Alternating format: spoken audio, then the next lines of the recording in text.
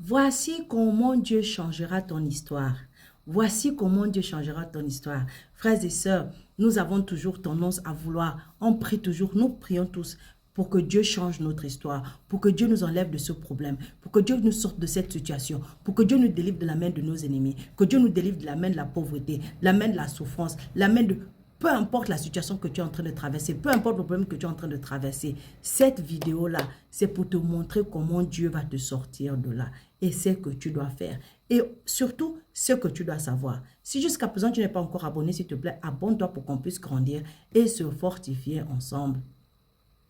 David nous dit dans Psaume chapitre 59, versets 1 à 9, poème de David pris dans le livre du chef de chorale, sur l'air de « Ne détruis pas ». Saul a envoyé des gens surveiller la maison de David pour le tuer. David dit alors, « Mon Dieu, délivre-moi de mes ennemis. Protège-moi contre ceux qui m'attaquent. Délivre-moi de ceux qui font du mal. Sauve-moi de ces assassins. Voici qu'ils m'attendent en cachette. Des gens puissants se réunissent contre moi. Pourtant, Seigneur, je n'ai pas fait de mal. Je n'ai commis aucune faute. Je ne suis pas coupable. Mais ils arrivent en courant et se préparent à m'attaquer.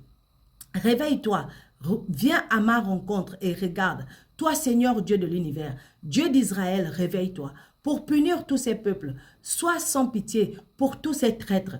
Le soir, ils reviennent, ils aboient comme des chiens. Ils font le tour de la ville. Ils ont la bouche pleine de méchanceté. Leurs paroles blessent comme des lances et ils disent qui nous attend. Mais toi, Seigneur, tu ris de ces gens-là. Tu te moques de tous ces peuples. Pourquoi le Seigneur se moque de tous ces peuples? Parce qu'ils ne peuvent rien devant lui et ils ne peuvent rien faire à son nom.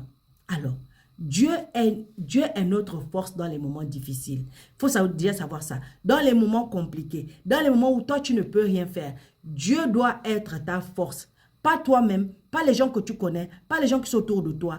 Dieu doit être ton refuge et ta force. Croire en Dieu n'est pas une recette pour une vie facile. Au contraire, croire en Dieu, c'est difficile, c'est vrai. Mais risquer d'être confronté à toutes sortes d'oppositions, sans Dieu, c'est la perte totale. C'est la perte totale. Maintenant, on doit être comme David. David, au lieu de compter sur lui-même, a compté sur Dieu.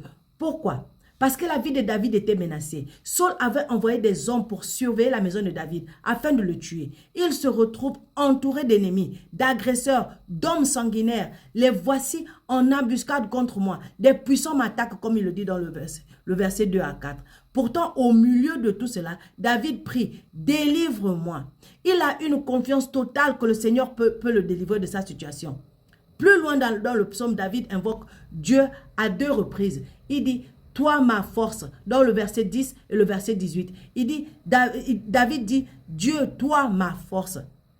Il est capable de dire, je n'ai rien fait pour mériter cela. Dieu, je n'ai blessé personne, je n'ai fait de mal à personne, je n'ai tué personne, il a dit dans le verset 4. Je ne suis pas coupable dans le verset 5. David n'était pas parfait. David n'était pas parfait. Quand tu lis 2 Samuel chapitre 11, tu peux voir que David n'était pas parfait. Mais il arrive parfois que l'on rencontre des difficultés, non pas parce que l'on fait quelque chose de mal ou qu'on fait quelque chose de mauvais à quelqu'un, mais parce que l'on fait quelque chose de bien. Parce qu'il y a des mauvais qui sont là, qui cherchent à nuire ceux qui font le bien.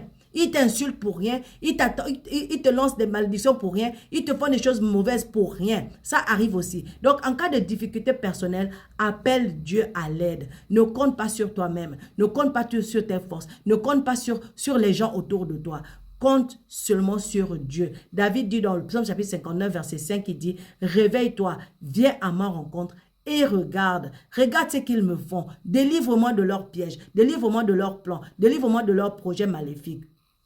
Donc, toi aussi, tu peux crier à Dieu aujourd'hui pour dire, Abba Père, viens à mon secours, viens me délivrer de cette situation, viens me guérir, viens me restaurer, viens m'encourager, viens me propulser, viens, peu importe la situation dans laquelle tu es en ce moment, peu importe l'origine, peu importe tes ennemis, peu importe, appelle Dieu à l'aide et je t'assure qu'il viendra t'aider.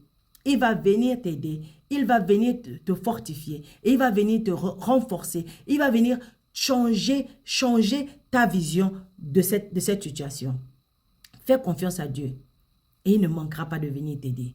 Crois en lui comme David l'a fait et vois le Dieu de gloire en action. Le Dieu Tout-Puissant en action. Il est ton papa et il t'aime. Ne l'oublie pas. Shalom.